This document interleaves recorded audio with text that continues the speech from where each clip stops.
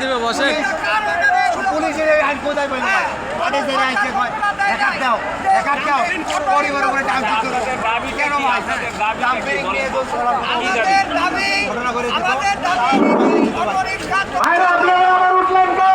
আজকে তো আমার কাল দাও সবাই বসেন। আমাদের একটা রিক্সা ধরলে 5,000 টাকা খরচ হয়।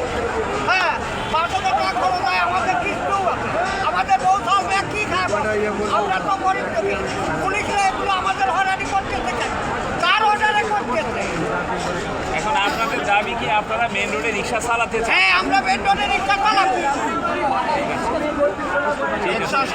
মেন রোড অল বাংলাদেশে গাড়ি চলার অনুমতি থাকবে আমরা গরিব মানুষ আমরা তো অন্য দেশ থেকে আসি নাই ভাই আমরা বাংলাদেশের লোক আমরা কেউ আমাদের অন্য কি চাকরি নাগরিক দিয়েছে সরকার থাকি। যে তোমরা চাকরি করো আমাদের না বিষয় নিয়ে তোমরা আলোচনা চালাও। হইতেছে। আমরা কি করে খাবো একটা সমাধান আসবে